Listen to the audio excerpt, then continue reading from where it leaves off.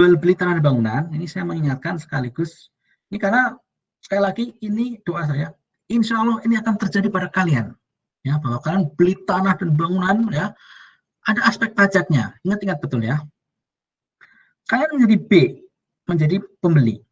Ketika kalian beli kepada PTA yang jual ini developer, gitu ya, si PTA ini akan menerima penghasilan dari kalian 1 miliar. Nah, kewajiban dari PTA itu adalah membayar PPH. Namanya PPH atas pengalian hak atas tanah dan bangunan. Jadi, karena dia menerima penghasilan dari kalian yang 1M, janganlah 1M sekarang mau barang rumah biasa. 3M lah nanti kalian belinya. Nah, 3M. Maka kalian, si developernya akan membayar PPH sebesar 2,5% kalikan 3 miliar. Ini kewajibannya seperti A. Kalian B senang dong, wah berarti nggak ini dong, nggak bayar pajak. Bayar. B atau kalian akan bayar BPHTB. Ini materi semester kemarin. Ya. Nah, jika kalian pakai pembukuan, ya, BPHTB ini boleh atau masuk ke dalam kos atau perolehan tanah dan bangunan tersebut. Ya, jadi BPHTB adalah pajak yang dibayar yang merupakan bagian dari biaya pengeluaran untuk memperoleh hak atas tanah. Jadi itu menjadi kos dari tanah dan bangunan tersebut. Oke. Maka pengeluaran untuk BPHTB itu nanti akan dialokasikan melalui pensutan karena menambah nilai dari bangunan tersebut. Ya, jadi kalian kan udah belajar akuntansi, sudah belajar aset tetap, ya. Tetapi real kalian di lapangan nanti tidak seperti di buku. Ada aspek pajak, maka kalian perlu belajar pajak. Nah, pemahaman ini mudah-mudahan membuat akuntansi kalian lebih komprehensif. Oh, ternyata selama ini kalian belajar di akuntansi ada pajaknya. Pajak yang mana nih? Maksudnya, oh, ada BPHTB. Mungkin juga ada PPN. Ya kan? 3M plus 3,3M. Karena ini pengembangnya PKP. Maka kalian 3,3M. Yang 300 juta, apakah boleh menjadi komponen harga perolehan dari tanah dan bangunan? Boleh kalau kalian bukan PKP. Tapi kalau kalian PKP, perolehan bangunan itu kan akan dikreditkan. Tuh, ya. Mudah-mudahan tidak membuat tambah rumit ya. Ini karena kalian anak akuntansi, saya jadi cerita itu. Mungkin sih nggak keluar pas ujian, cuma lagi kalian perlu paham itu karena kalian nanti akan hanya masalah waktu lah kalian membeli rumah ya. Yang nomor B lewatin aja, kita nggak usah bicara yang rumit-rumit. Nah ini sudah penyesutan, ini sudah, oke sudah semua sebenarnya. Ada yang mau dikonfirmasi silakan. Jangan tanya ke saya bagaimana mendapatkan uang 3 miliar. Itu nanti datang sendiri duitnya insya Allah. Hanya masalah waktu, sabar aja. Oke silakan. Oke kalau nggak ada saya lanjutkan.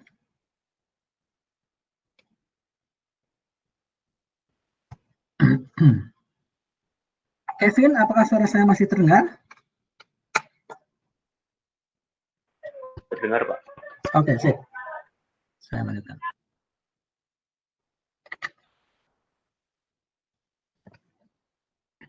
Iuran kepada dana pensiun yang pendirinya disahkan Menteri Keuangan.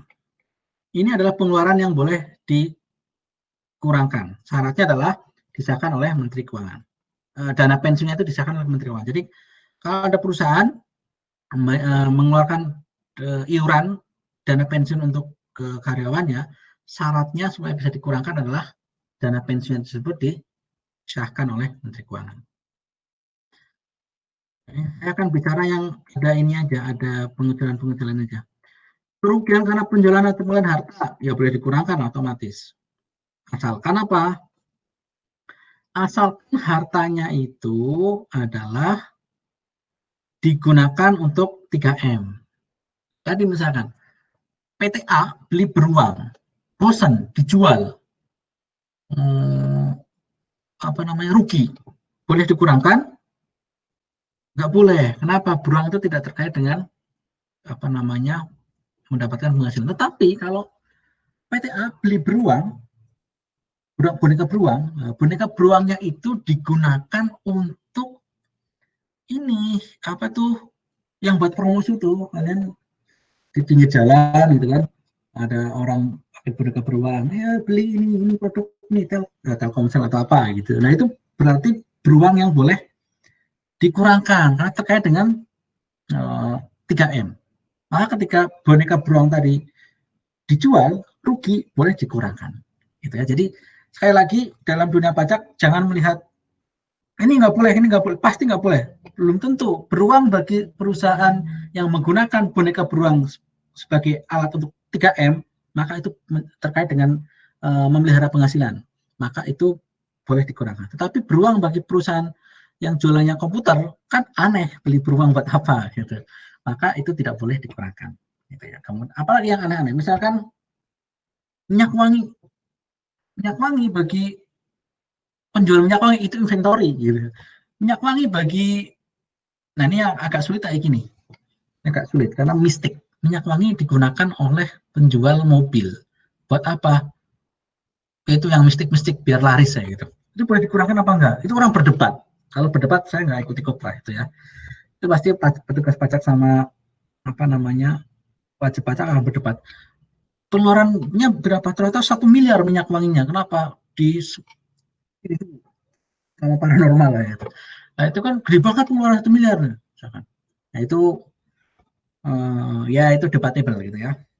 Alasannya wajib pajak, loh ini digunakan saya untuk mendapat agar penjualannya laris gitu. Bagi petugas pajak, wah impossible banget. Ini pasti minyak wangi apa nih? Mungkin bukan pos buat minyak wangi, mungkin buat yang lain kali. Gitu. Kayak gitu-gitu ya, yang kayak gitu kita nggak bahas ke situ dulu. Yang tidak boleh dikurangkan, nah ini ya, tadi beruang tadi ya, beruang yang boneka beruang oleh perusahaan jualan komputer, itu nggak ada hubungannya. Kerugian selisih kurs mata uang asing. Ini boleh dikurangkan. Biasanya gini, kalau kita transaksi melakukan falas, maka piutang kita misalkan pada dolar tertentu mungkin dirupiahkan itu menjadi 1 miliar. Tetapi kemudian gara-gara dolar berfluktuasi nggak 1 miliar, jadi turun menjadi 900 juta. Nah, 100 jutanya itu berarti ada kerugian selisih kurs. Asalkan itu terkait dengan 3M, ya tadi, terkait dengan penghasilannya yang tidak final dan bukan BOP, maka itu boleh menjadi pengurang. Intinya seperti itu. Nah, bagaimana kalau selisih kurs mata uang asingnya itu ya, kita ada kerugian karena kurs, tapi karena ini untuk hal yang terkait final, maka nggak boleh jadi pengurang. Jadi intinya semua kayak gitulah, boleh menjadi pengurang tidak adalah dilihat dari apakah itu terkait final. Kalau terkait final itu nggak boleh jadi pengurang. Terkait BOP tidak boleh menjadi pengurang. Penelitian dan pengembangan yang dilakukan di Indonesia. Berarti yang tidak boleh itu adalah biaya penelitian dan pengembangan yang di luar Indonesia. Itu kuncinya. Saya percepat saja.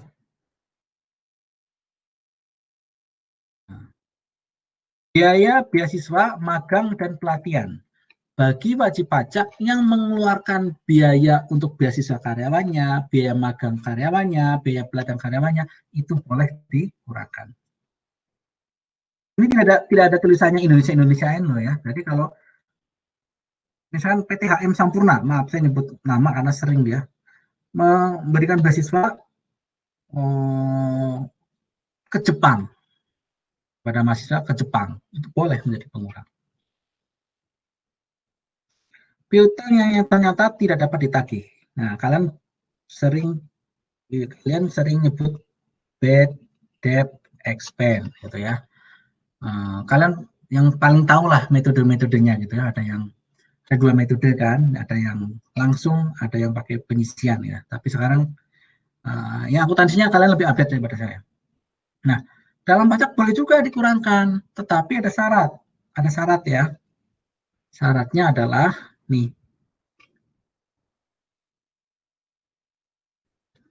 nyata-nyata tidak dapat ditagih meskipun telah dilakukan upaya penagihan yang maksimal. Jadi harus ada upaya penagihan yang maksimal atau terakhir. Jadi sudah ada upaya.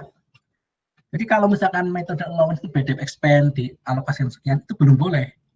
Dalam pajak belum boleh karena harus ada upaya yang nyata. Nah, tandanya upaya itu apa? Tandanya ini. Nah ini. Satu, di akuntansinya sudah ditulis sebagai biaya, berarti tulis BDEP expand, berarti sudah jadi biaya kan? Nah, satu. Yang kedua itu harus memenuhi syarat menyerahkan daftar piutang kepada DJP. Jadi menjadi lampiran di SPT. Hey DJP, hey kantor pelayanan pajak, ini adalah daftar piutang yang nyata-nyata tidak dapat ditagih. Jadi syarat satu ini plus syarat 2 plus syarat 1 dari poin nomor 3. Ini akumulatif, tiga-tiganya harus ada. Yaitu telah diserahkan perkara penagihannya kepada pengadilan negeri. Atau kalau nggak melakukan itu, baik ada perjanjian tertulis mengenai penghapusan piutang. Jadi ada, udah saya hapuskan aja lah daripada saya sakit hati, nagih nggak, ini saya hapuskan ya, nih perjanjiannya kita hapus. Atau kalau enggak, nomor T, telah dipublikasikan di penerbitan umum. PTA mengumumkan bahwa PT X punya utang kepada saya sebesar 6 miliar, nggak nggak bayar juga, itu dipublikasikan. Adanya pengakuan dari debitur bahwa utangnya telah dihapuskan untuk jumlah uang tertentu. Jadi debiturnya yang punya utang ke kita, dia ngomong bikin pernyataan bahwa utang saya telah dihapuskan oleh saudara. Nah, bagi kita yang mendapatkan surat itu bukti bahwa kita telah melakukan tahapan di nomor 3.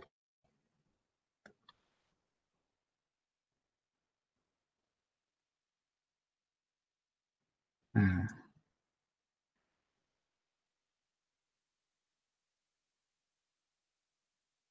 oke ya, ini isinya adalah seperti itu. 1, 2, plus 3.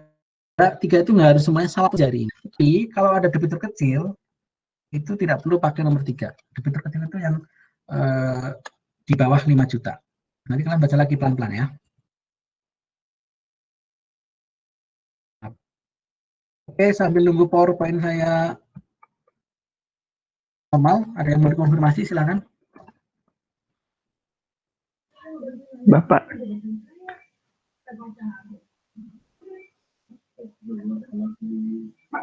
Ya, silakan.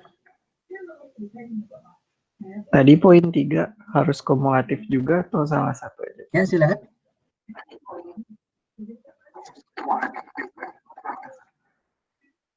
Oh, ya. Nah, ya. Yang nomor 3 salah satu saja. Ya, di slide saya nggak tertulis ya. Itu saja di sini.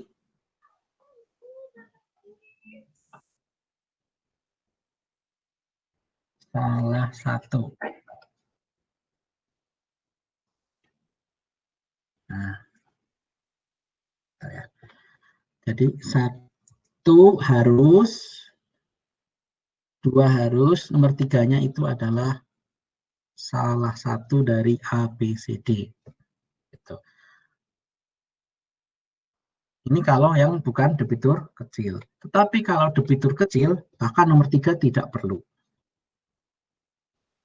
Apa itu debitur kecil dan debitur kecil lainnya? Itu ada di slide berikutnya. Bentar ya. Debitur kecil saya tidak terlalu nih, saya tidak bahas banyak lah di sini ya. Debitur kecil itu adalah 50 juta. Saya tidak akan bahas ini terlalu banyak ya. Nggak keluar Pak, yang debit kecil enggak kayaknya. terlalu banyak informasi gitu ya, karena kalian belum begitu perlu yang seperti ini. Kita lewatin.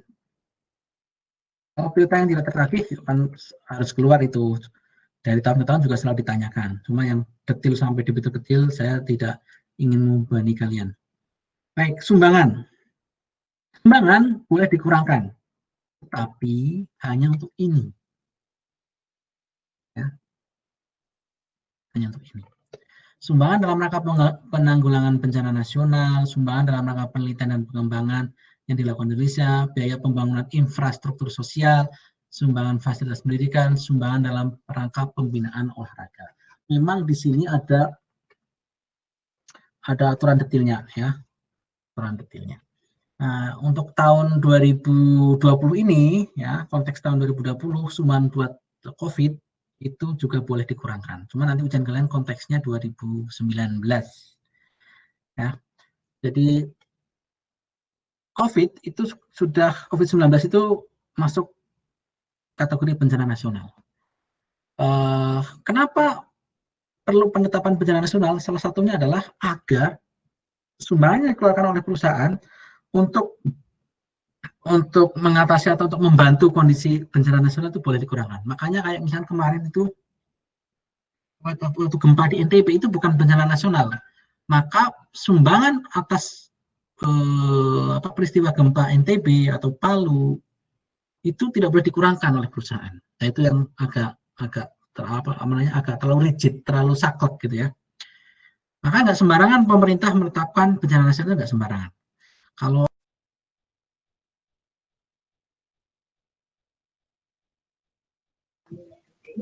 Tes. Iya. Itu bapaknya keluar. Iya. Ya. Lanjut Denny. Ya. Ya, lanjut Denny. Lanjut Denny. Iya, jadi nggak bisa dikreditin. Mantap, Den.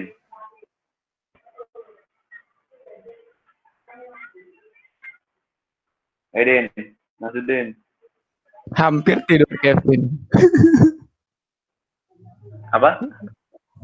Untung nggak tidur ya, Vin. Untung nggak tidur. Dicek bapaknya. Kevin, apakah suara saya terlalu? Vinka, Bapaknya tahu kamu Vinka. nggak tidur. Bapaknya tahu nggak? Bapaknya keluar. Coba kasih tahu Den. Iya, nanti presentasi sendiri. Vinka, apa suara saya terdengar? Vinka? Saya mau konfirmasi, Vinka, apa suara saya terdengar? Saya mau konfirmasi, apa suara saya terdengar, Agnes? Halo? Ngapain aja Ile? Oh, iya. Oke. Saya mau konfirmasi, apa suara saya terdengar, Madi? Tidak Pak, tidak terdengar. Kok bisa jawab sih? Kalau nggak bener. Saya mau konfirmasi, apa suara saya terdengar, Aura? Tolong kick Kevin. Benar, Vin. Vin, awas Vin tiba-tiba masuk. Kok kick ya, Vin? Iya, makanya Kick. aku selalu ngelihat jumlah pesertanya. Iya, hostnya. Jumlah pesertanya. Den, lanjutlah, Den. Presentasi. Gimana kalau ada yang masuk, ada yang keluar? Ini sama jumlah pesertanya, Vin. Ini bapaknya Baik, nggak kita mulai dari kuliah hari ini. Bismillah, alhamdulillah, sholatu wassalam ala rasulillah. Itu doang yang nyantol setiap siat, coy. Saya sholat dulu ya. Apa? Oh iya, Sholat dulu. Sholat saya di salah masjid. dulu ya. Ya, mau sholat. Saya green. Oh, ada yang live.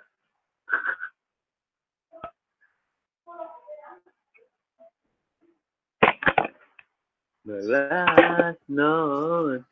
Teman-teman udah pada ngisi ini belum? Parameter di portal yang kedua. Belum. Oh, ya. Ayo diisi. Sama jangan lupa ini fakta. Terakhir kapan sih? 7 ya? Kalau nggak salah tanggal 7. Posnya tanggal 7 maksimal.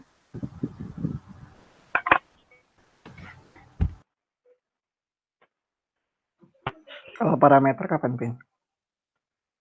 Nggak tahu, diisi aja sekarang atau nanti setelah pajak. Jangan sampai lupa. Portal akademik atau? Ya, portal yang kayak kemarin itu loh, bimbingan akademik. Oh, oke. Yang bawahnya dashboard.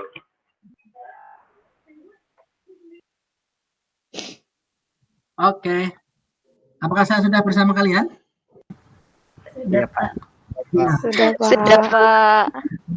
Kak, Ya, saya cuma 2 menit ngomong sendiri kok nggak apa-apa. Gitu. Ya, Pak. Oke, saya lanjutkan ya. Oke.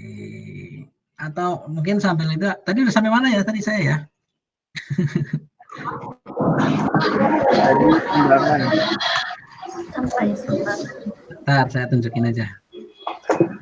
Kayaknya sumbangan ya.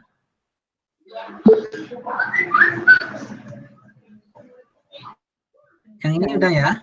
Ya. Ya. Jadi pokoknya kalau kita bencana nasional nggak boleh. Sorry. Kalau bencana nasional boleh. Kalau bukan bencana nasional jadi nggak boleh dikurangkan. Jadi kalau kalian nyumbang COVID, ya, itu perusahaan itu boleh mengurangkan. Ini yang tadi mungkin yang belum. Syarat lain Pak agar boleh dikurangkan. Satu adalah mempunyai penghasilan neto fiskal pada tahun sebelumnya. Jadi maksudnya adalah kalau 2020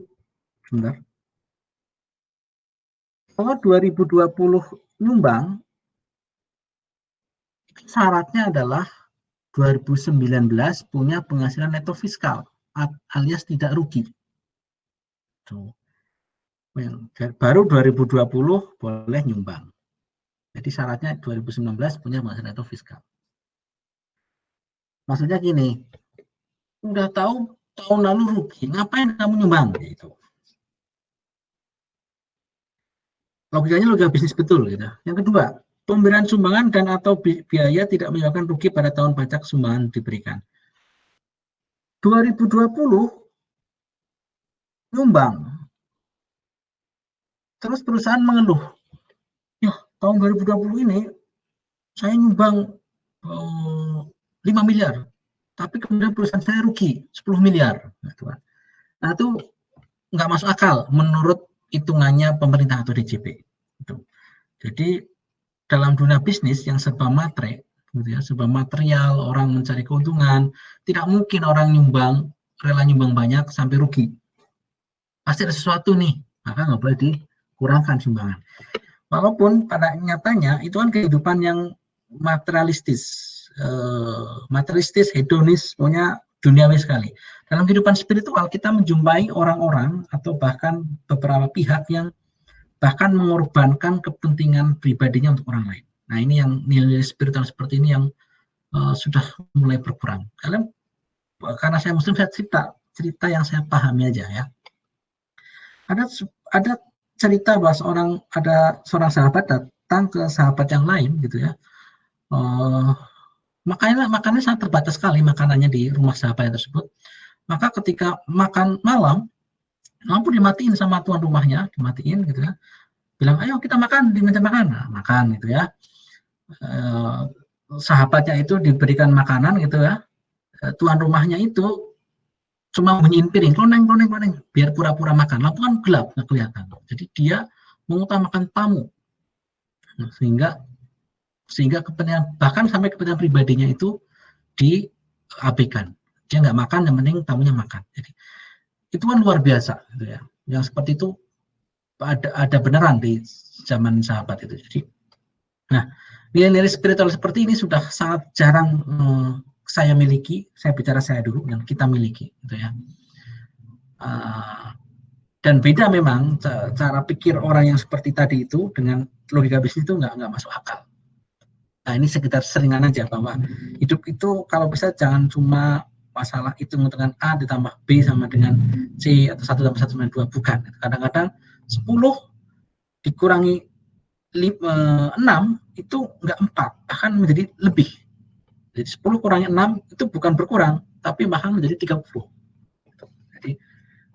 Jadi aspek material kita, materialitas kita harus diimbangi dengan aspek spiritual. Oke, saya lanjutkan. Didukung oleh bukti yang sah, oke, ini standar. Kemudian lembaga yang menerima sumbangan itu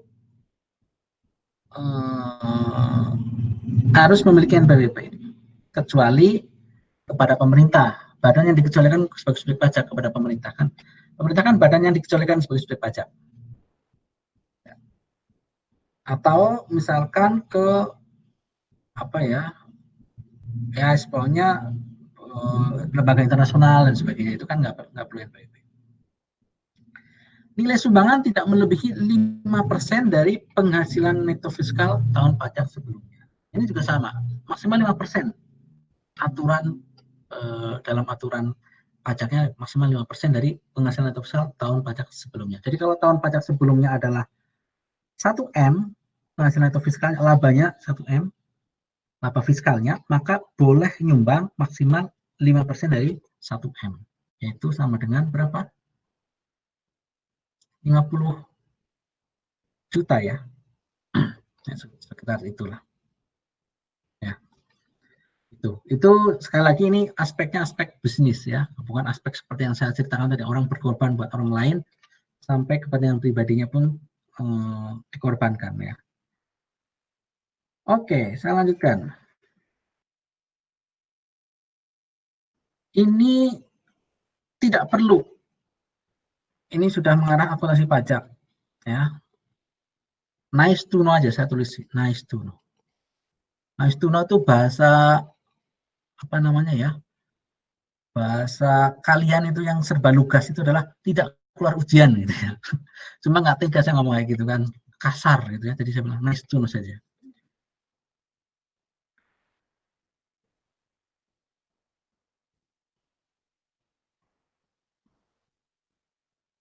Pinjaman,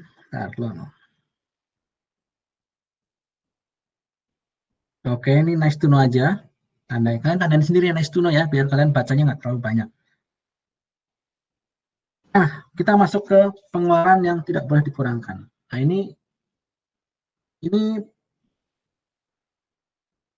penting ya. Oke. Baik. Kita lihat satu-satu. Prinsipnya, yang tidak boleh dikurangkan itu adalah pengeluaran yang sifatnya pemakaian penghasilan. Pemakaian penghasilan itu gini. Nanti bingungin kalau pemakaian penghasilan itu maksudnya adalah laba. Kalau laba kemudian diambil, itu tidak boleh dikurangkan. Contohnya adalah dividen.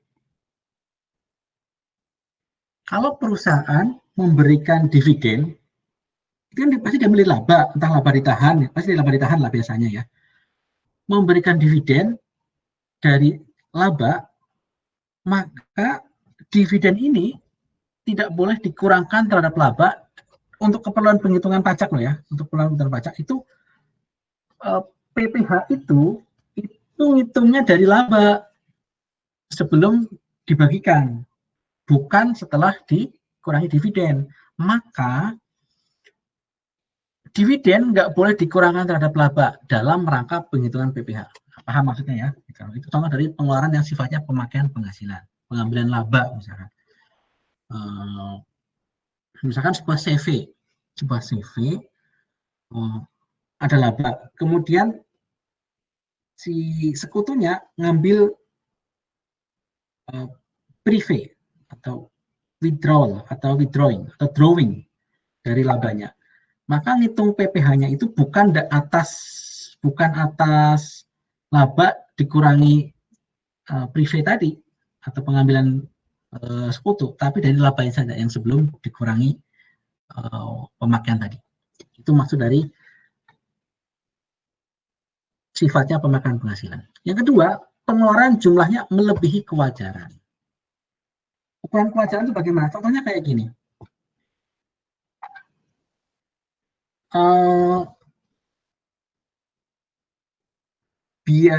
Pembelian mesin. Pembelian mesin itu mesin normalnya itu adalah harganya 1 miliar. Mesin bubut misalkan. 1 miliar. Tetapi dia beli kok 3 miliar. Kok aneh sekali. Ada apa nih? Petugas pajak curiga. Ada apa? Wah, ternyata belinya itu kepada ini suppliernya itu adalah saudaranya direktur. Nah, yang kayak gitu itu berarti ada markup sebenarnya. Maka selisih 2 miliar ini tidak boleh dikurangkan. Atau diakuinya itu adalah cost-nya itu 1 miliar menurut pajak. Menurut akuntansi mungkin bisa dipertanggungjawabkan. Kwitansinya benar 3 miliar dan sebagainya. Tapi menurut pajak, ini nggak masuk akal nih. Masa 3 miliar? Gitu. Atau beli minyak wangi. Beli minyak wangi tadi contohnya perusahaan beli minyak wangi. Ini misalkan perusahaan Garuda deh. Pramugarinya kan pakai minyak wangi semua gitu ya. Itu menjadi boleh dikurangkan tuh. Tapi minyak wanginya itu kok ternyata bisa sampai 10 miliar. Dicek ternyata tadi yang 1 miliar itu adalah minyak wangi mahal. Kalau pramugari itu minyak wanginya nggak seperti minyak wangi saya. Minyak wangi saya kan ini Indomaret belinya gitu ya. Nah, 1 miliar oke lah, wajar. Tapi yang 9 miliar ternyata aneh, nggak bisa ditelusuri. Oh, ternyata 9 miliar itu adalah suap buat pejabat misalkan. Nah, maaf ini bukan nyebut Garuda, ini nyebut contoh aja, sebuah perusahaan penerbangan gitu ya. Tuh. Maka yang 9 miliar tadi nggak bisa dikurangkan. Itu prinsip dari yang nggak boleh dikurangkan adalah yang sifatnya ngambil dari laba dan yang tidak wajar. Jadi apapun itu yang nggak wajar tidak boleh. Mari kita lihat.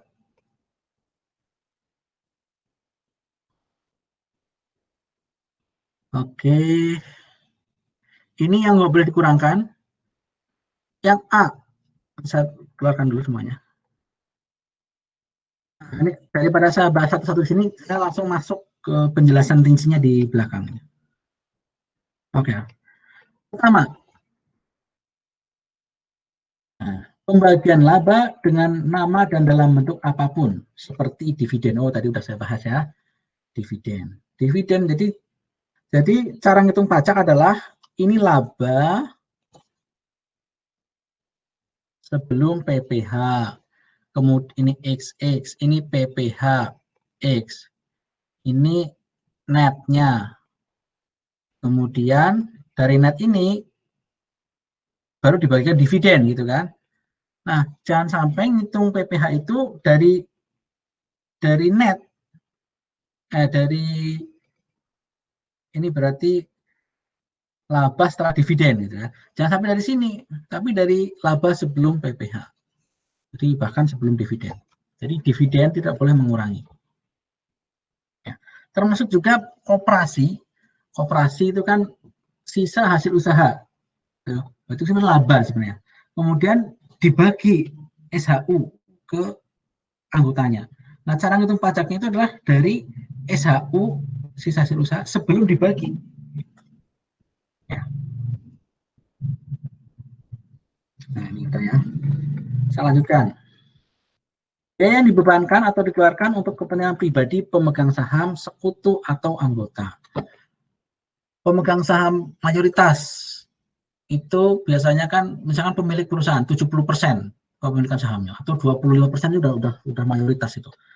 Kalau pemegang saham mayoritas itu kan nggak berani tuh direkturnya. Direktur dalam hal ini misalkan benar-benar diangkat bukan dari pemilik perusahaan, jadi orang profesional gitu ya.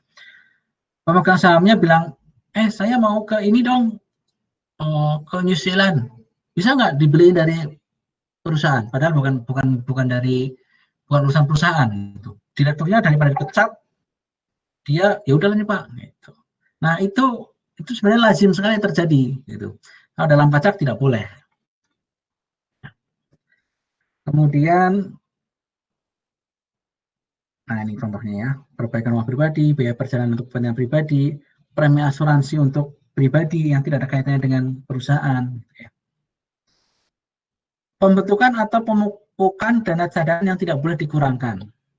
Allowance ya. Allowance for doubtful account misalkan. Itu tidak diperkenankan kecuali usahanya itu adalah bank atau penyaliran kredit atau leasing, ya, anjak piutang dan sebagainya. Perusahaan asuransi ini jadi perusahaan-perusahaan yang boleh mencadangkan kerugian atau mencadangkan piutang itu ada perusahaan-perusahaan yang berisiko, bank gitu kan, kemudian asuransi, kemudian ini LPS, biaya reklamasi untuk pertambangan, boleh ada pencadangan, kehutanan, dan sebagainya. Khusus untuk ini aja. Selain itu tidak boleh. Jadi kayak misalkan cadangan piutang tak tertagih untuk usaha otomotif, ya nggak boleh. Nah, bolehnya itu kalau di perusahaan otomotif itu dia punya piutang, piutangnya nggak tertagih, udah ditagih, sudah dilaporkan ke dipublikasi gitu kan, kemudian dilaporkan ke DJP, nah itu baru boleh dikurangkan. Premi asuransi kesehatan, kecelakaan, jiwa, asuransi guna yang dibayar sendiri oleh wajib pajak orang pribadi. Ini WPOP, nggak usah aja ya, ini WPOP soalnya. Natura atau kenikmatan. Ingat, ini sudut pandangnya adalah dari sudut pandang yang memberi natura atau kenikmatan. Itu tidak boleh dikurangkan. Ingat ya, ini non-deductible expense. Biaya yang tidak boleh dikurangkan. Natura atau kenikmatan. Natura itu barang, kenikmatan itu fasilitas, bukan barang.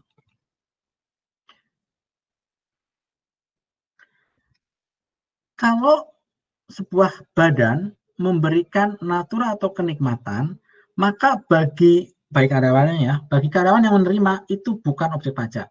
Ya, kita udah belajar ini. Bagi pemberi kerja tidak boleh dikurangkan. Jadi ada konsekuensinya. Jadi kalau misalkan perusahaan otomotif ya memberikan baju misalnya Ahas, PT Ahas memberikan baju bengkel itu yang merah, ya baju seragamnya itu. Nah, bagi karyawan itu bukan objek pajak. Saya terima seragam ini bukan objek pajak, tapi bagi Ahas nggak boleh jadi pengurang. Ini sebenarnya prinsipnya kayak gini. Kalau bukan objek pajak bagi yang terima, berarti kan nggak kena pajak. Ya. Tetapi kalau kemudian nggak boleh dikurangkan, maka berarti menjadi kena pajak. Karena prinsipnya adalah DJP itu nggak ingin ada penghasilan yang tidak kena pajak. Harus kena pajak. Entah di sisi sini atau di sisi sini. Kalau di sisi sini enggak, maka di sini kena. Contohnya ini, gitu ya. Contohnya ini, kalau baik karyawan nggak kena pajak, kenanya di pemberi kerja. Dalam wujud apa? Dalam wujud tidak boleh menjadi pengurang. Kalau tidak menjadi pengurang, maka gimana? Maka labanya akan lebih tinggi menurut pajak, ya kan? Kan nggak boleh jadi pengurang. Jadi labanya lebih tinggi, pajaknya lebih tinggi. Artinya kena pajak. Jadi prinsipnya ini prinsip yang rahasia, tapi saya kasih tahu. Jadi udah nggak rahasia bahwa sebenarnya di dunia ini semua kena pajak. Gitu. DJP itu seperti itu prinsipnya. Prinsip pemajakan adalah semua kena pajak. Terutama dalam hubungannya karyawan sama perusahaan atau pemberian sesuatu dari pihak A ke pihak B pasti kena pajak. Entah di yang memberi atau yang menerima. Dalam kasus Natura, yang menerima tidak kena pajak, yang memberi kena pajak. Wujudnya adalah dengan tidak boleh menjadi pengurang. Jadi perusahaan kalau mau tax planning, perencanaan pajak, dia itu tidak memberikan dalam wujud Natura kepada karyawannya. Contoh yang lain adalah perusahaan memberi obat-obatan. Misalkan, karyawan PT Ahas, kamu karena kena asap pada saat jadi kerja di tempat saya membersihkan atau menservis motor atau mobil, maka kamu saya kasih Vitamin, terus saya kasih baking soda, ini wujudnya, misalkan gitu. Silakan diminum. Nah kalau kayak gitu nggak boleh jadi pengurang bagi perusahaan, rugi dong perusahaan. Ya makanya kalau mau tax planning, berikanlah uang. Perusahaan karyawanku, saya kasih uang untuk suplemen. Silakan beli suplemen. Itu lebih menguntungkan buat perusahaan. Kenapa? Karena pengeluaran tersebut boleh menjadi pengurang bagi perusahaan. Tetapi bagi yang terima menjadi objek pajak. Ya, jadi prinsipnya gitu. Kena di mana? Di karyawan atau di pemberi kerja. Nah, ini ada sebuah pengecualian. Ternyata ada pemberian natura atau kenikmatan yang bagi karyawannya adalah bukan objek pajak, tetapi bagi pemberi kerjanya itu boleh dikurangkan. Jadi prinsip dasarnya sebenarnya kayak gini. Prinsip dasarnya adalah bagi karyawannya BOP, bagi pemberi non-deductible expense. Jadi di sini kena pajak ini sebenarnya. Ya. Ini prinsip umum. Prinsip umum. Tapi ada kondisi khusus. Kondisi khusus itu adalah ketika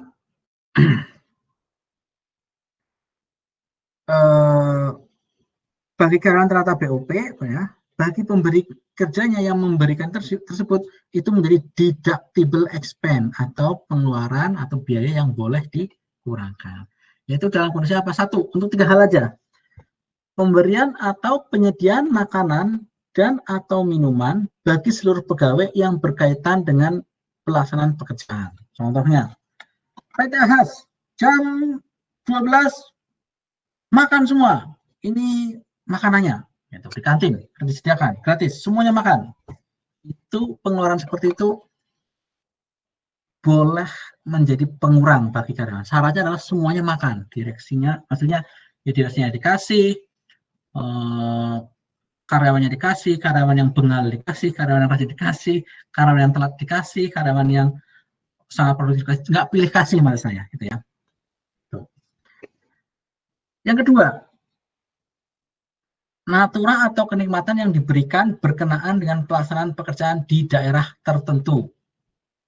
Nah, kalau kalian pernah ke bukan Freeport, Timika, wah ini saya berbangga lah karena pernah. Ada kalian yang pernah ke Papua? Coba kalau ada. Enggak, Pak, belum, Pak. Siapa tahu ada yang kelahiran Papua. Oke, baik. Nah, karena belum ya saya sedikit sok-sokan lah ya. Di Timika ada Freeport. Nah, ke Freeport saya belum pernah, tapi pernah menginjak tanah Timika gitu ya.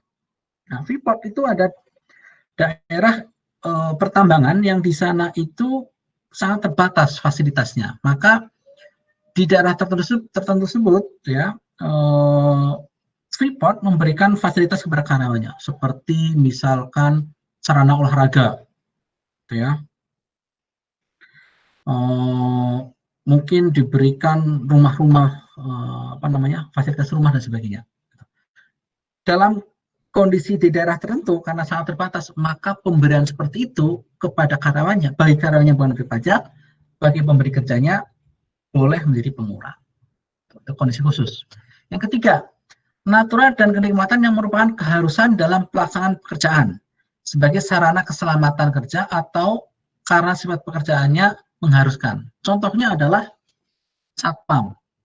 satpam itu ya harus dikasih baju satpam, dikasih apa itu yang di Night at the Museum, tongkatnya, gitu kan.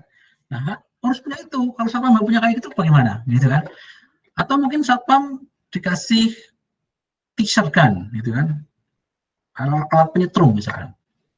Nah, itu merupakan natura atau kenikmatan yang boleh dikurangkan oleh pemberi kerja. Pekerja proyek tambang di Timika itu harus dikasih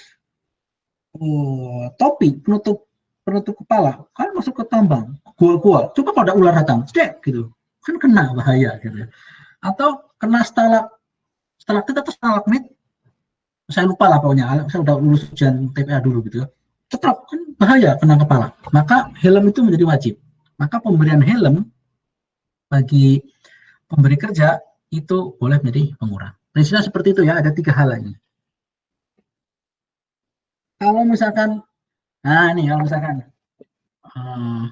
M bekerja di sebuah perusahaan, dikasih wig.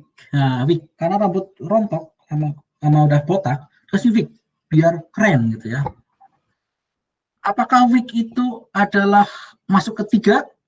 Ini keharusan dalam pelaksanaan pekerjaan sebagai sarana keselamatan? Enggak. Nanti wig nggak masuk ke situ. Itu cuma buat gaya doang. Maka wig kalau diberikan oleh perusahaan tidak menjadi pengurang. Tetapi kalau M, kamu saya kasih uang buat beli wig biar botakmu itu ketutupan gitu ya.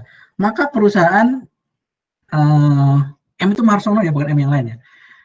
Maka pengeluaran berupa uang tadi boleh dikurangkan. Tapi kalau dikasihnya fee kepada M, maka pengeluaran berupa fee tadi nggak boleh dikurangkan. Gitu ya. Oke, saya lanjutkan. Ya ini kalian baca sendiri lah. Pokoknya kalau makan minum selama diberikan itu boleh menjadi pengurang. Termasuk sebenarnya kalau pegawainya adalah pegawai marketing itu kan kasihan makannya kan nggak bisa di kantor, boleh dikasih kupon makan. Makanya berarti di luar boleh. Ini kalian baca sendiri nih contoh-contoh tadi yang pelaksanaan pekerjaan di daerah tertentu yang di Timika itu ada tempat tinggal, pelayanan kesehatan, pendidikan, peribadatan. Kalau ada tambang itu coba udah di dalam gitu, hari Jumat, mau sholat Jumat gimana ke atas lama sekali, maka dibuatlah misalnya masjid di dalam bawah tanah misalkan, gitu ya. Itu contoh sarana peribadatan yang boleh menjadi pengurang. Oke, ini contoh yang sarana keselamatan itu adalah pakaian atau peralatan keselamatan kerja itu pakaiannya seragam satpam, gitu kan? Tadi apa? Helm, sarana antar jemput pegawai, gitu ya. Penginapan untuk awak kapal, kendaraan untuk pegawai yang karena jabatan atau pekerjaannya, gitu ya. Itu contoh-contoh dari yang memang harus ada gitu dalam sebuah perusahaan. Nah,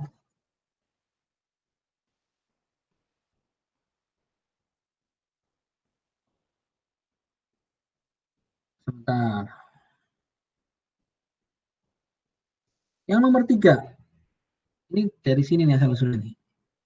Nah ini, kendaraan yang dimiliki dan digunakan oleh perusahaan untuk pegawai tertentu karena jabatan atau pekerjaannya.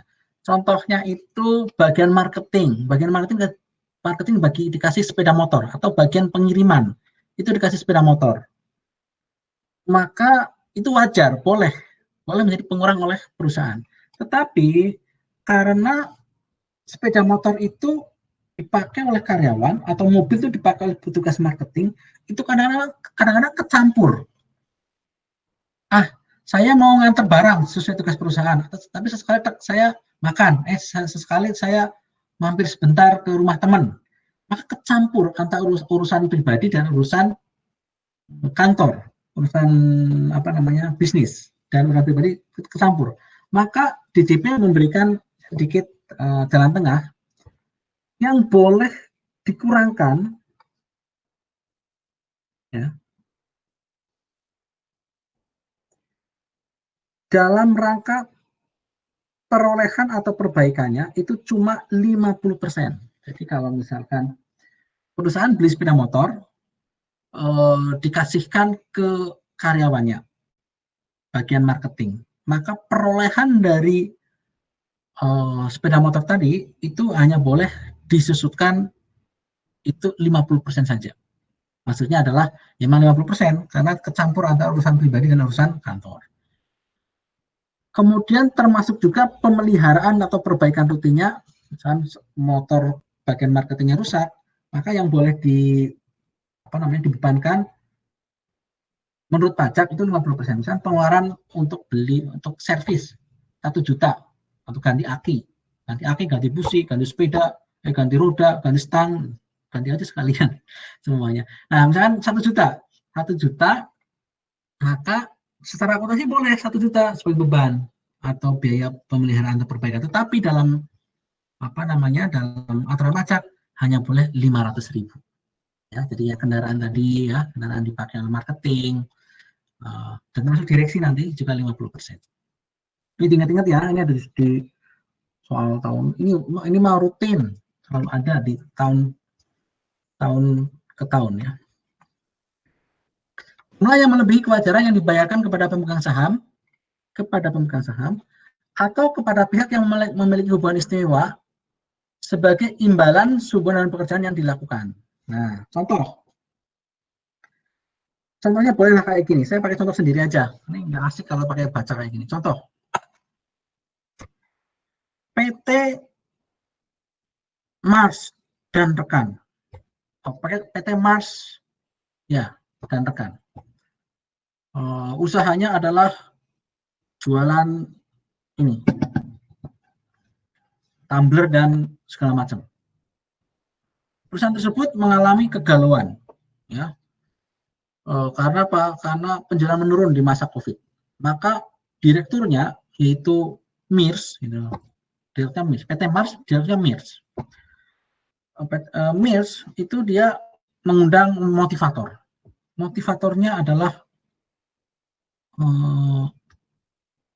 suaminya dari Mirs. Mirs itu perempuan ternyata. Namanya Mars. Kalian bingung apa enggak ya? Nah, saya gambar. Nggak penting lah ya. Pokoknya kayak gitulah. Jadi mengundang motivator. Ternyata motivatornya adalah suaminya. Mas, tolong dong, itu kasih motivasi karyawan saya. Oke. Maka Mars sebagai motivator memberikan motivasi, karyawan, kalian bekerja adalah ibadah dan sebagainya. Habis dimotivasi, penjualan meningkat. Nah, kalau PT Mars yang dipimpin oleh Mirs tadi, itu mengundangnya adalah level Mario Teguh, itu sebenarnya cuma 100 juta. Murah untuk ukurannya perusahaan tersebut. Tetapi karena yang diundang adalah Mars, yang merupakan suami dari Mirs, nggak dibayar 100 juta, dibayarlah 150 juta. Jadi ada 50 juta lebih tinggi. Nah, ini masuk ke jumlah yang melebihi kewajaran yang dibayarkan kepada pihak yang mempunyai hubungan istimewa, yaitu apa? Suami dari direksi. Maka secara akuntansi kan dia akan mencatat biaya pelatihan manajemen misalkan atau biaya jasa manajemen sebesar 150 juta. Tetapi kalau petugas pajak tahu hal tersebut, bahwa ini ada hubungan istimewa, ada nggak wajar, maka akan dikoreksi. Jadinya harusnya tetap 100 juta. Itu maksudnya ya dari kalimat ini. Contoh lain ada di penjelasan ini. Oke, saya lanjutkan. Nah, ini ada di tahun kemarin, soal tahun kemarin. Perlakuan biaya bunga pinjaman apabila terdapat penghasilan bunga deposito. Ini udah lama.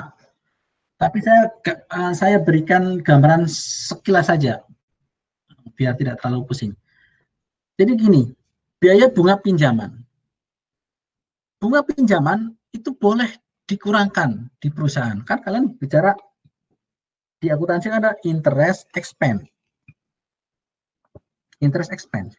Tentu saja boleh dikurangkan. Dalam pajak bagaimana? Hati-hati, kalau ada interest expense, berarti kan kita karena punya utang, punya utang, maka ada interest expense.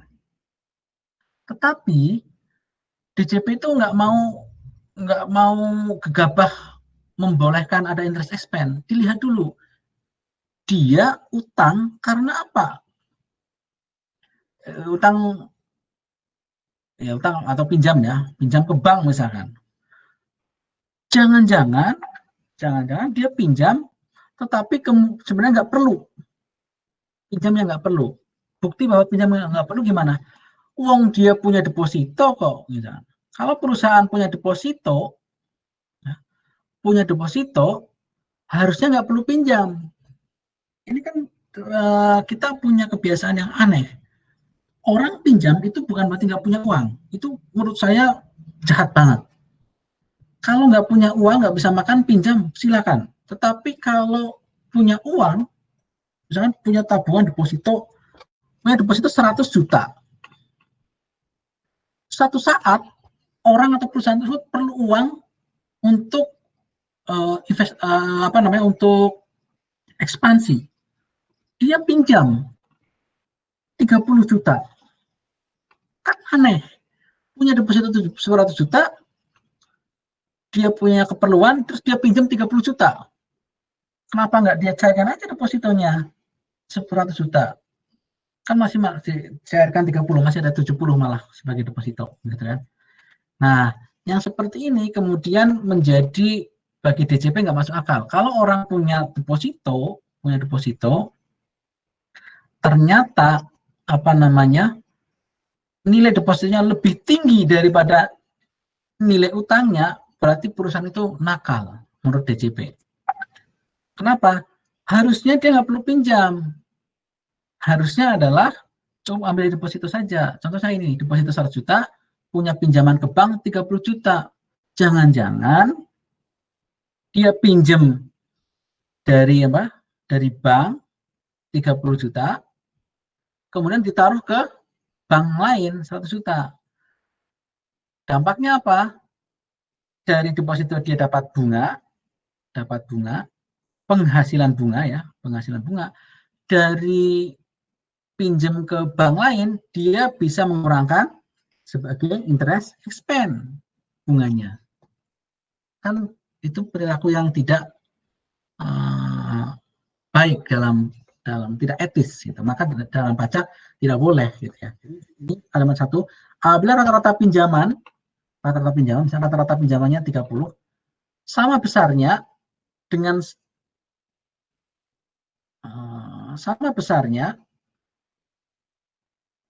atau lebih kecil dari jumlah rata-rata dana yang ditempat deposito, maka bunga yang dibayar atau terutang atas pinjaman tersebut tidak dapat dibebankan. Maka misalkan utangnya, saya hapus biar iris. Oke. Contoh.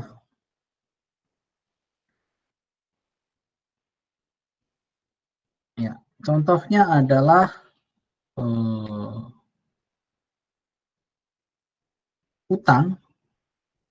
Dia punya utang 30 juta, deposito 35 juta nanti ya. Oke. Utang 30 juta misalkan ada interest expense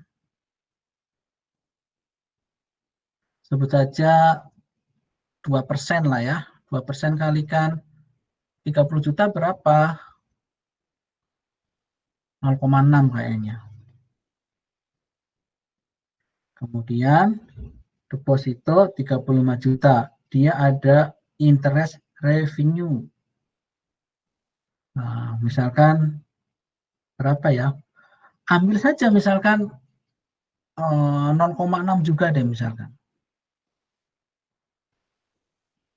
Bayangkan kalau terjadi seperti ini kan dia utang 30 juta, seakan-akan ya, untuk dimasukkan ke deposito.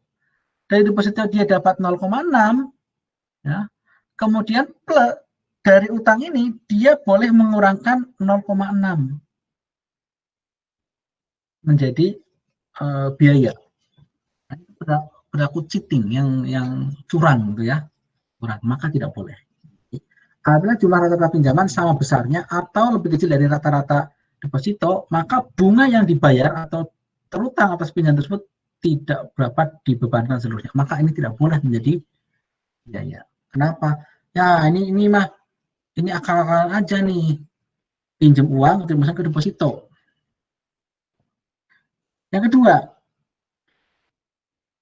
saya hapus berarti.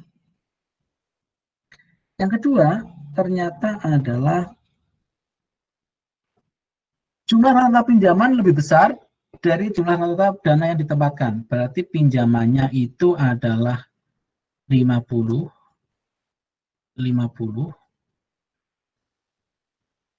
depositonya 35 tadi.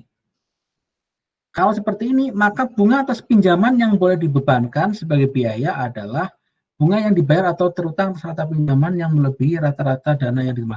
Nah, ini kalau kayak gini kan berarti utangnya 50, depositonya 35.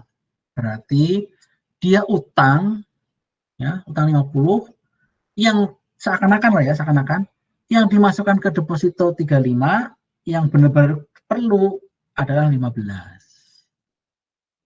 Maka yang boleh dikurangkan itu adalah interest expense dari 15 saja. Ya. Contohnya ada di slide selanjutnya di sini ya. Kalian coba baca lagi dengan tenang. Nah, prinsipnya kayak gitu. Prinsipnya adalah gedean mana utang kita dengan deposito. Kalau gedean deposito berarti beban bunganya benar-benar sama atau gedean deposito berarti benar-benar nggak boleh dikurangkan. Itu orang yang nakal, perusahaan nakal, utang ke bank misalkan atau pinjam ke orang lain, pinjam ke pihak lain, tetapi seakan-akan digunakan untuk ditabung di deposito. Maka interest expense dari utang tadi nggak boleh dibebankan. Tetapi kalau depositonya ternyata lebih kecil daripada utang, maka selisihnya, interest expense dari selisihnya saja yang boleh dibebankan. Nah, nanti baca di sini pelan-pelan. Ini pakai rata-rata tertimbang ya, jadi mungkin agak sedikit rumit. Tapi soal di tahun lalu dibuat simple ya. Saya tidak akan menggunakan soal yang terlalu rumit gitu ya. Jadi yang simpel-simpel aja. Nah, ini agak rumit. Tapi poinnya adalah cek aja. Ini pinjamannya adalah 150 juta, ini depositonya 40 juta. Angka 40 juta sama ini yang memerlukan agak rumit tertimbang soalnya. Oke, ini utang, ini deposito, gedean utang. Maka berarti betul-betul dia ada keperluan. Berarti yang boleh dikurangkan adalah dari 150 kurang 40. 110 juta saja yang boleh dikurangkan, kalikan tingkat bunganya berapa. Kalian baca sendiri nanti ya, pelan-pelan. Ini berikutnya yang nggak boleh dikurangkan. Oh ini. Harta yang dihibahkan. Bantuan atau sumbangan dan warisan yang dimaksud dalam pasal 4 ayat 3. Oh ya. Jadi kalau perusahaan menghibahkan ya, atau memberikan bantuan, kalau warisan nggak mungkin ya, menghibahkan atau memberikan bantuan, tetapi bantuan tersebut atau hibah tersebut masuk dalam kategori kecuali sumbangan dimaksud dalam pasal 6 sampai dan Z yang diterima oleh badan amil zakat. Oke. Ya. Sebentar. Kecuali sumbangan sebagaimana dalam pasal 6 ayat 1 huruf I sampai dan huruf Z serta zakat yang diterima amil zakat. Oke. Ini nggak boleh dikurangkan kecuali sumbangannya itu diberikan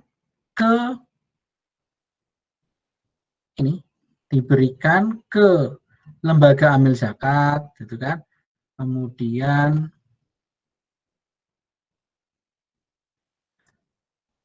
Ini kalau kelas berarti boleh. Kemudian ke sumbangan-sumbangan yang tadi yang bencana itu kan. I sampai dengan M itu I sampai M berarti adalah sumbangan yang boleh dikurangkan. Sumbangan ke bencana nasional, ke fasilitas pendidikan, ini boleh dikurangkan. Berarti yang nggak boleh yang mana? Contohnya adalah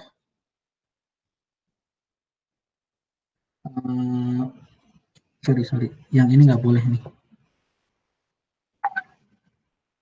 Yang ini nggak boleh. Yang last nggak boleh. Jadi yang boleh itu adalah sumbangan yang boleh itu adalah kalau disumbangkan kepada Basnas dan sebagainya. Maka yang tidak boleh ini berarti adalah yang ke-4 ayat 3 huruf AB. Berarti kalau ke lembaga kayak ke masjid gitu. Perusahaan menyumbang ke masjid atau ke yayasan keagamaan, maka tidak boleh dikurangkan. Yang boleh dikurangkan itu adalah yang sumbangan ke fasilitas pendidikan, ke bencana nasional dan sebagainya.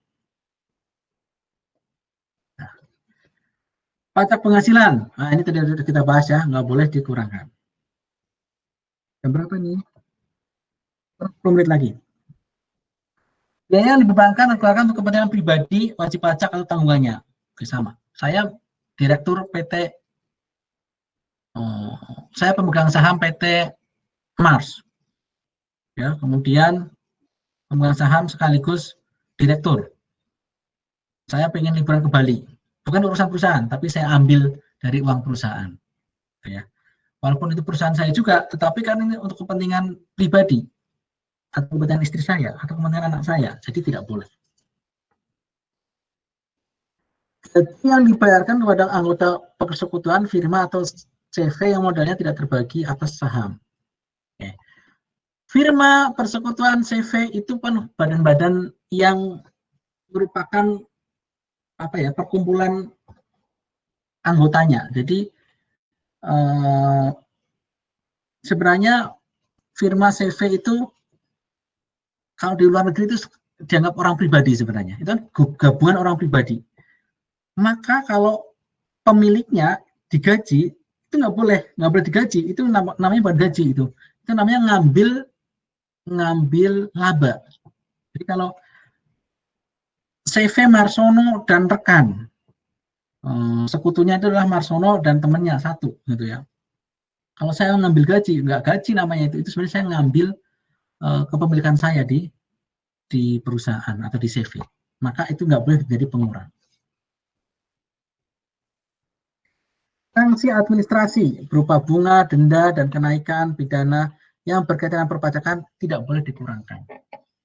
Jadi PPN tadi atau PBB kan boleh dikurangkan, deductible expense. Tetapi kalau ada sanksi karena terlambat atau terlambat bayar, maka sanksinya tidak boleh dikurangkan. Oke, sanksi perpajakan itu bisa bunga, denda, kenaikan, dan lain-lain. Nah, ini yang khusus. Hal-hal khusus. Biaya perolehan telepon seluler yang dimiliki perusahaan untuk pegawai karena jabatan atau pekerjaannya dibebankan 50% melalui penyusunan aktiva tetap kelompok 1. Jadi kalau ada perusahaan memberikan telepon seluler kepada karyawannya sebagai fasilitas atau dikasih beneran, itu karena pemakaian HP tadi itu bercampur antara kepentingan perusahaan dan kepentingan pribadi. Kalau nggak percaya, kita buktikan. Laptop, ini laptop pribadi. Kalau laptop kantor saya misalnya, sering saya pakai untuk ngajar kalian, gitu ya. Tapi kadang-kadang saya cari untuk misalkan searching HP terbaru misalkan, berarti untuk kepentingan pribadi. Maka bercampurlah antara urusan kantor dan urusan pribadi. Nah, DJP nggak mau rugi karena pasti kecampur. Maka hal-hal terkait telepon tadi atau fasilitas tadi itu hanya boleh 50%. Jangan, contoh saya yang laptop tadi kurang tepat ya. HP deh, misalkan saya dikasih HP oleh Stan. Ini HP pribadi sih, tapi kalau saya dikasih HP, kadang-kadang saya gunakan WA untuk ngajar kalian, tetapi sering juga saya gunakan untuk membuka Tokopedia misalkan. Maka HP itu bercampur penggunaannya untuk pribadi dan kantor. Maka hanya boleh dibebankan 50%. Nah, jadi yang 50 tadi adalah tadi kendaraan yang dipakai oleh pegawai atau manajer atau direksi karena jabatannya, itu 50%. HP juga sama 50%. Pokoknya sesuatu yang dibawa pulang, yang dipakai full oleh karyawannya, dan biasanya kecampur antara urusan kantor dan urusan pribadi, itu hanya boleh 50%. 50% itu dari perolehannya, servisnya, gitu ya, pembelian pulsanya, itu 50%. Melalui penyusutan aktiva kelompok 1. Nah, nanti kalian belajar apa itu penyusutan aktiva tetap kelompok 1, kelompok 2, dan sebagainya. Kemudian atas biaya berlangganan atau pengisian pulsa, tadi 50% udah. Nah, kalau yang antar jemput pegawai, khusus antar jemput pegawai, ini full 100%, boleh dibiayakan. Kalau yang atas 50%, yang ini 100%. Ya, diingat-ingat aja ya, pokoknya HP sama mobil, sepeda motor yang dipakai oleh karyawan itu 50% yang boleh dibebankan. Tapi kalau bis antar jemput pegawai itu boleh 100%. Pemeliharaan sedan tadi, kendaraan dinas juga 50%. Nah, itu aja. Kemudian masih berapa sini? Oh, kurang satu. Nah, kurang satu. Akhirnya. Perlakuan PPh atas biaya perolehan perangkat lunak ke software komputer. Perangkat lunak komputer ada software umum dan software khusus. Kalian akan belajar software umum, software umum contohnya adalah Microsoft Office, Windows itu software umum. Yang kadang-kadang itu malah bagian dari pembelian komputer. Ada software khusus, contohnya adalah kalau dibaca ada SIDJP, kalau misalkan software untuk membuat mendesain batik misalkan, kan pakai pola tuh. Nah, itu software khusus. Software untuk trading yang bisa memprediksi harga saham dan sebagainya. Ini khusus untuk perusahaan trading misalkan. Itu software khusus. Nah, kalau software umum, misalkan saya PT ABC beli Microsoft Windows. Kenapa? Karena pada bacakan semua, kena rahasia, jadi beli Microsoft Windows. Kalau cuma itu, maka langsung disusutkan, langsung dibebankan. Ya, boleh dikurangkan ya, langsung dibebankan. Tetapi kalau misalkan perusahaan PT ABC beli laptop, plus di dalamnya ada Office dan Windows, ya, maka Office dan Windows itu masuk ke dalam harga perolehan laptop, kemudian disusutkan melalui laptopnya tersebut. Bagaimana penyusutannya? Pertemuan depan. Beda dengan aplikasi khusus. Ya, kalau software aplikasi khusus itu dia diamortisasi, ya, amortisasi melalui kelompok 1. Jadi kalau software umum atau aplikasi umum, kalau dibeli terpisah langsung dibebankan. Kalau dibelinya bareng sama laptopnya, masuk ke harga perolehan laptop, kemudian disusutkan bareng sama laptopnya. Kalau aplikasi khusus, nah itu dia biasanya sendiri, itu masuk ke amortisasi kelompok 1. Nanti kelompok 1, kelompok 2 itu pertemuan depan insyaallah. Kemudian atas pengeluaran untuk upgrade program aplikasi khusus ditambahkan dan nilai buku program yang di-upgrade dan diamortisasi. Ya, misalkan aplikasi khusus ada upgrade-nya, itu kemudian dianggap seperti apa namanya, kita baru memperoleh aplikasi khusus yang baru, software baru. Jadi kemudian diamortisasi lagi sesuai dengan masa manfaatnya.